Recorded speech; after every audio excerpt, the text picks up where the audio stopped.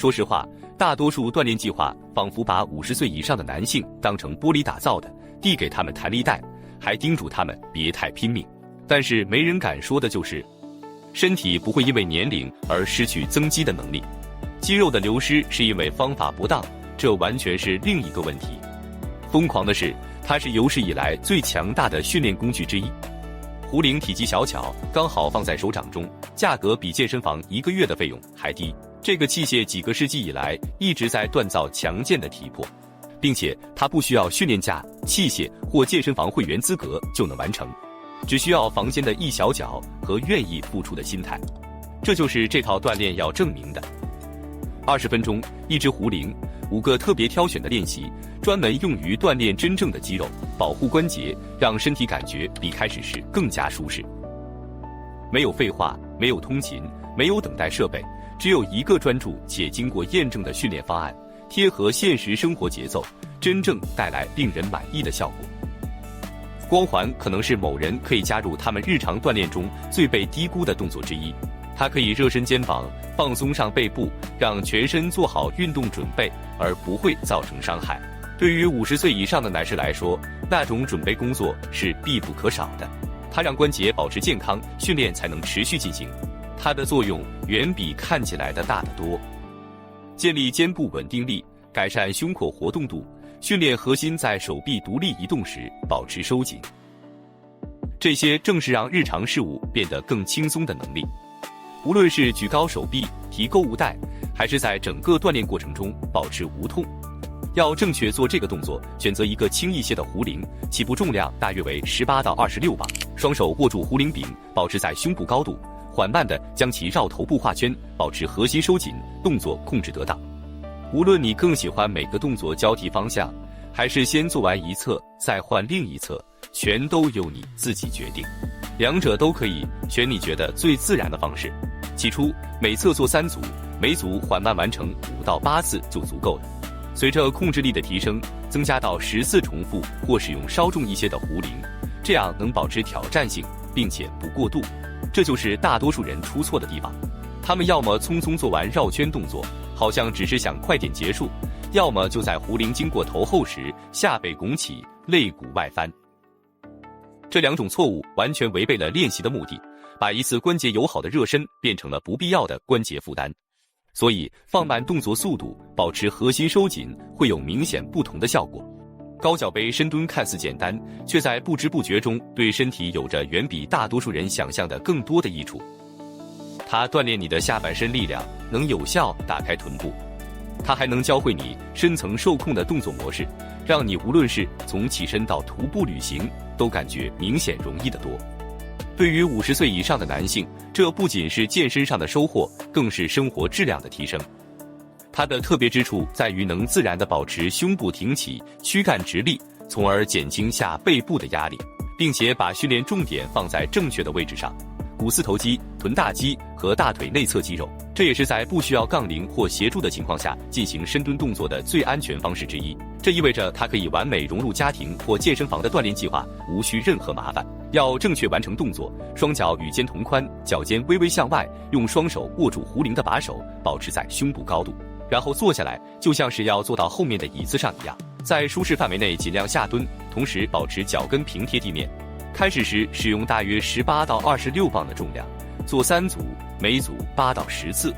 一旦感觉动作稳固，可以选择增加次数，将下降动作放慢到3秒，或者增加重量，以持续取得进步。一个常见的错误是在疲劳感出现时让膝盖内扣，另一个常见错误是脚尖着地，而不是脚跟着地。对于任何脚踝活动受限的人来说，只需在每个脚跟下放一个配重片，就能显著改善动作表现。这立刻让动作更容易完成，也更容易达到更深的程度。保持膝盖向外推，与脚趾对齐，并通过整个脚向上发力，可以解决这2个问题，确保每个动作都做到位。壶铃划船是一种悄然修复多年办公桌工作、不良姿势和被忽视训练所导致问题的动作。上背部，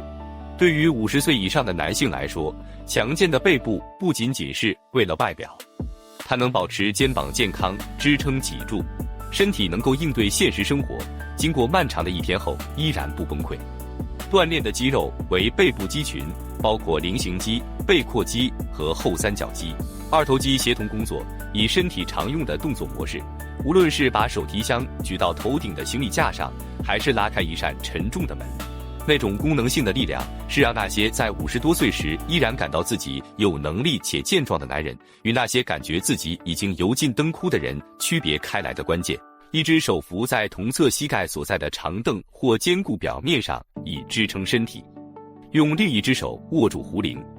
让它自然垂下，将手肘向后上推，像启动割草机。落下时动作要慢且稳。每侧做3组，每组8到10次，用大约18到26磅的重量。随着力量增强，增加重量，或在每次动作顶点停顿1秒，会让挑战更上一层楼。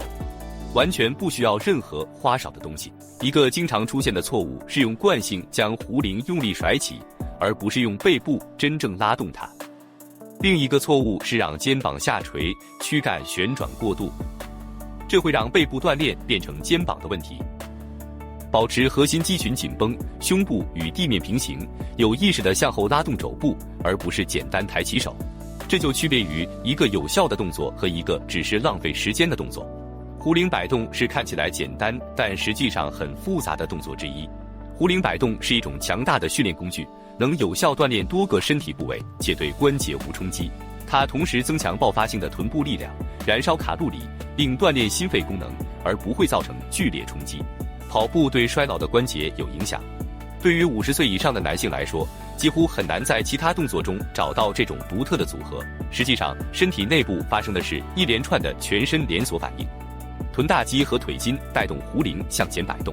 核心锁紧全身，上背部在每次动作中有效保护肩膀的安全与稳定性。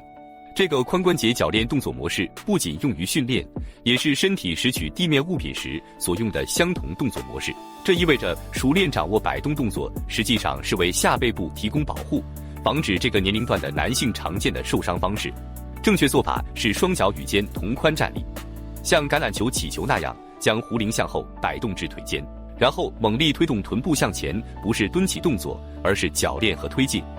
让壶铃自然摆到胸部高度左右，然后再摆动回落。开始时用26至35磅，做3组，每组10次。稳定后可增加重复次数、组数或重量，可以增加重复次数、增加组数或者增加重量。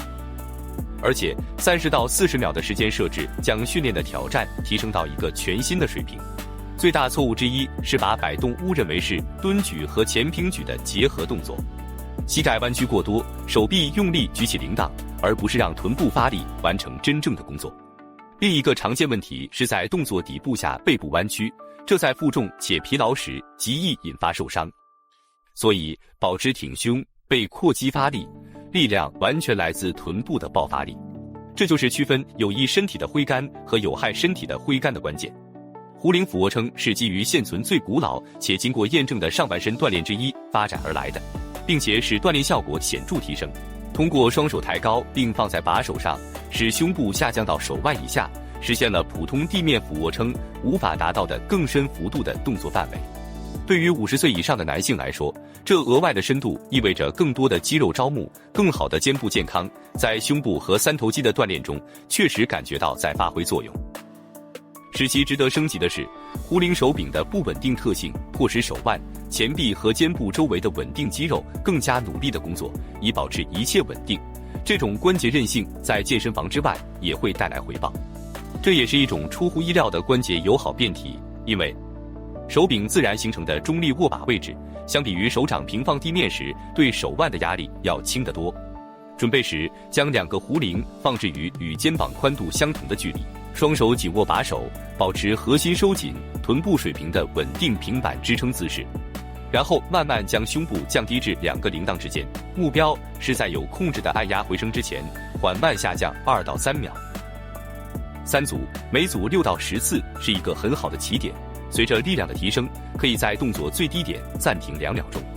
或者将双脚抬高放在长凳上，这样就变成很好的上半身锻炼，无需额外设备。常见错误是臀部下沉或翘起，导致身体呈倒 V 型，核心缺失参与，导致下背部和肩膀承受不必要压力。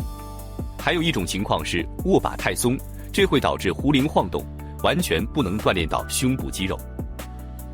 用力且专注地握紧手柄，保持身体从头到脚跟成一条直线，稳稳地控制缓慢下落，这样每一次重复才真有意义，也能让肩膀在训练结束后依然感觉舒适。就是这样，5个简单的动作，一只壶铃，20分钟，连接现在的身体状态和未来的无限可能。唯一的问题是，这种权衡是否合理？说实话，我很难想象有什么理由不这样。你的身体上一次真正被挑战是什么时候？